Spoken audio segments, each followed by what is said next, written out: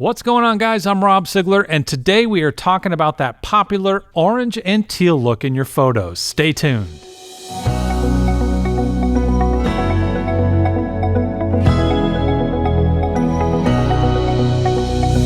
Now, you've no doubt seen this color grading scheme before. It's used frequently in movies, and photographers use it all the time. Now, why do people use it? Well, teal and orange are complementary colors, so together they always look great. Today we're going to retouch an image, and I'm going to show you how easy it is to add these two colors to your photograph. Teal and orange color mapping is nothing new. It's been around for years. In fact, many movies use it. And if we even look at these movie posters from recent Marvel movies, you can clearly see it in use.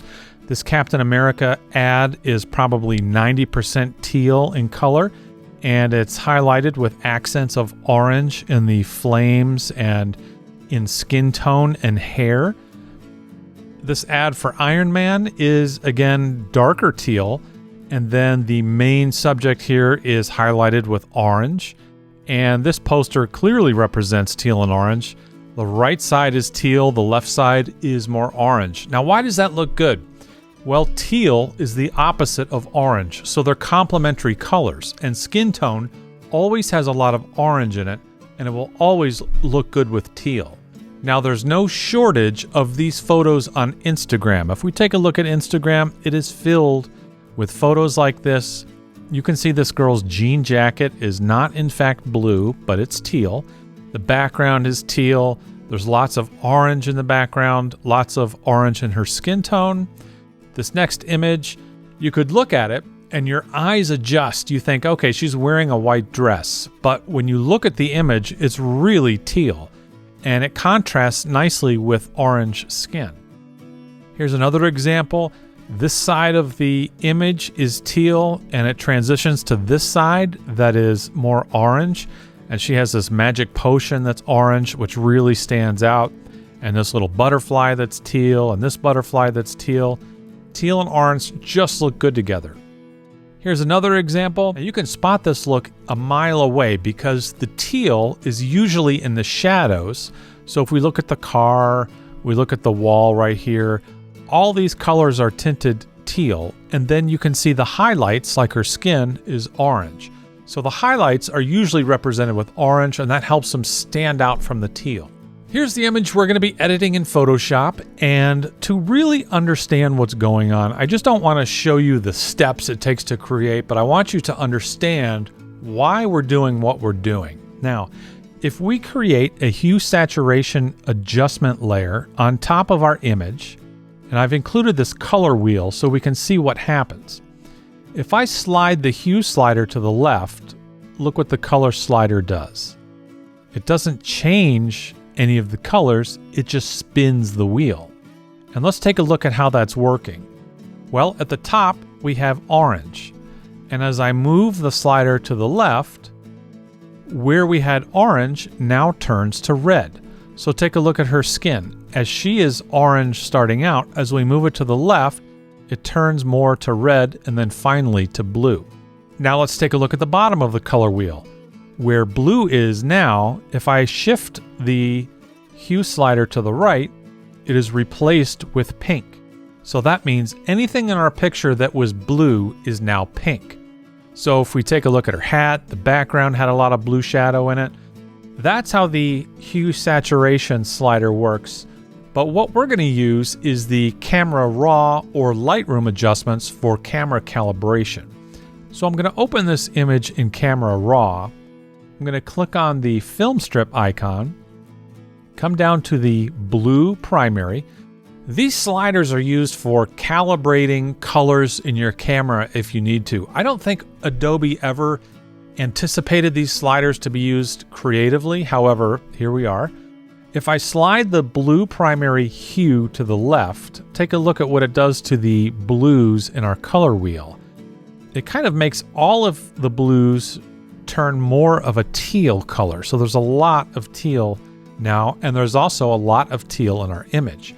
Let's take a look at the skin tone. So if we take a look at this orange up here, as we move the blue, the skin tone turns more orange, and she in fact does look too orange. So let's move this back a little bit. Let's take a look at the red primary slider. As we push this to the right, our red becomes more yellow, and the other way, the red becomes pink. So let's slide our hue on the blues all the way to teal.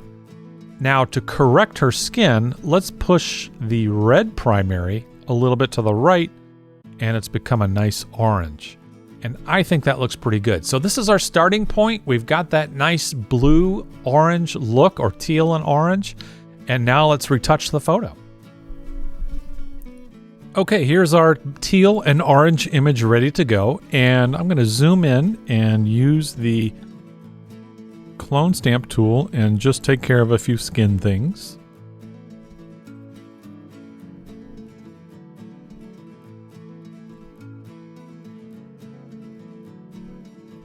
I'm running now a frequency separation action, and there are thousands of free frequency separation actions you can get online. Just go to Google and type in frequency separation. Basically what it does is it puts the color of the image on one layer, and it puts the texture of an image in another layer. There are tons of tutorials online how to do this. The only thing I do that's a little bit different, on the color layer, I like to use the mixer brush, which is the brush with a little drop on it. And what this does is allows you to smear the colors around without changing the texture. So instead of painting new colors in, I'm just going to smear around what's already there. We'll lighten up this little line under her eye a little bit. And we'll smooth out the shine up here.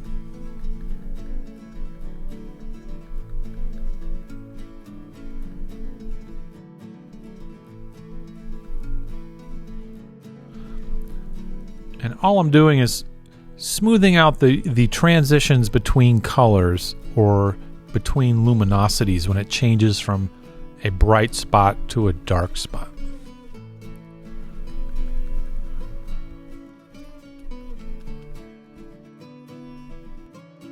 There we go. Now I'm going to zoom out and make sure everything looks good. Sometimes when you're viewing it at 100%, it looks great, and then when you back out, it looks awful. I'm just going to reduce the opacity a little bit of my frequency separation. Now I'm going to duplicate this layer, come up to Filter, and go to Other and select High Pass. And we're going to make a layer that sharpens a little bit and makes our image pop a little bit. So I'm going to slide the radius down until I just see the outline of the image with really no color there. So for this image, it's 5 pixels. We're going to change its blending mode to overlay. Now I'm going to brighten this top layer a little bit using levels, and I'm just going to slide this triangle to the left. And that looks good. Hit OK. Now I'm going to make a layer mask on this gray layer. I'm going to hold down Alt or Option when I select the layer mask icon so that it automatically fills the mask with black. Now with a white brush, I'm going to paint on this mask in the areas that I want to pop out a little bit. See how it adds a little bit of contrast to her hair? We'll zoom way in and pop her eyes a little bit.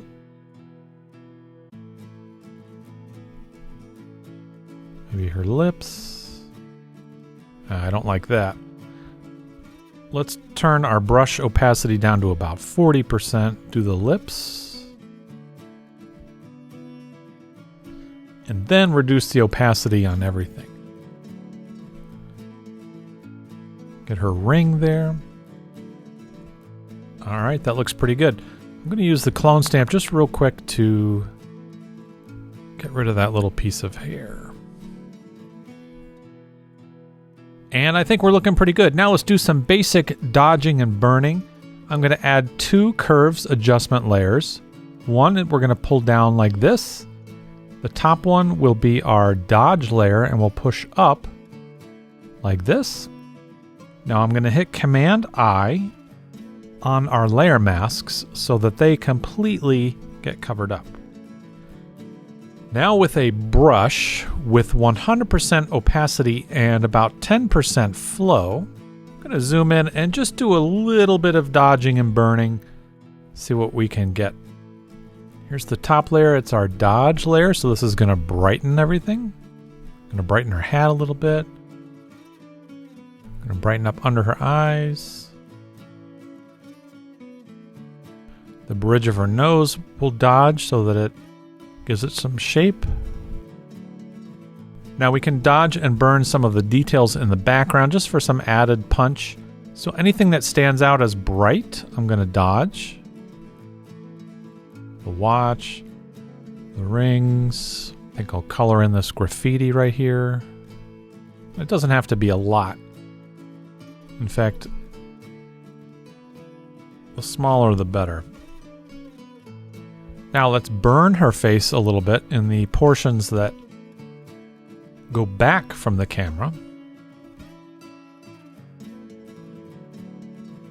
Now this is way too heavy right now. What we're going to do is dial this back.